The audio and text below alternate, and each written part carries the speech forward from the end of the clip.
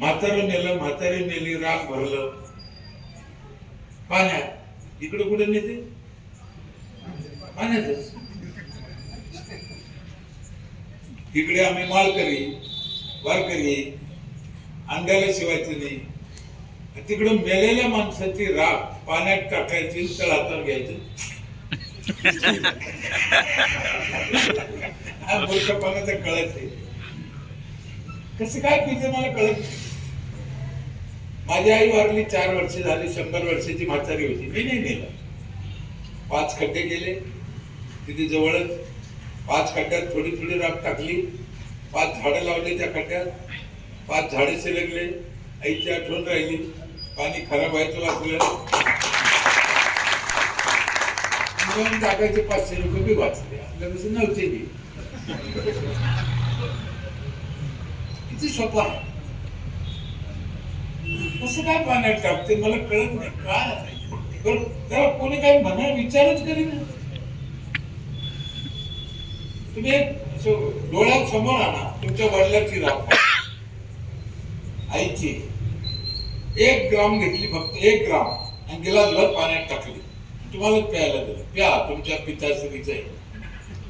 कोणी पी? एखाद्या बाईला म्हणजे पी बाई, तुझ्या नवऱ्याचं आहे. एवढं एवढं चालेल ना. आणि लोकांच्या पाण्यात कुठं मग या समाजाला कोण सांगणार नाही? कोण रोखी? सरपंच, नगराध्यक्ष यांनी चालू करायचं. यांनी शिकायचं, लोकांना रोखायचं. आता रोज होईल असं जर आपल्याला वाटतं तर आपल्यापासून चालू करायचं. यथा राजा तथा प्रजा. आपलं अनुकरण लोक करते, मग आपली जिम्मेदारी आहे. सरपंच जर नाशिकला गेला लोक तर काशीला जाते. याने घरातले घातले, त्यांनी कर्ज काढून केलं. ते पाप पण सरपंचाच्या डोक्याला आला. त्यानं व्याजाने काढलेल्या पैशाचं पाप पण याच्या डोक्याला येतं. म्हणून याने कसं वागायचं ठरवायचं. झाडं भरपूर लावा, फळाचे लावा. फळाचे झाडं लोक लावत नाही. एका माणसाला 4 झाडाच्या ऑक्सिजनची गरज आहे असं म्हणते. 25,000 लोकसंख्या म्हणजे 1 लाख झाडं पाहिजे. वडूज मध्ये शहरात 1 लाख हो. तेव्हा कोरोनाने माणूस मरायचा नाही. कोरोना काय आजार होता का? कोण सांगते का काय झालं लोकांना? काय झालं पाहिलं तुम्ही? त्याचे केस गेले, पाय गेले, नख गेले, चटके उमटले, पांगळा झाला, कापून झाला, कांदाळा झाला. काय झालं? काही नाही झालं. त्याला ऑक्सिजन कमी पडला. तो ऑक्सिजन कुठून मिळतो? झाडात. डॉक्टर तिथे नेऊन काय करतो? ऑक्सिजन लागतो.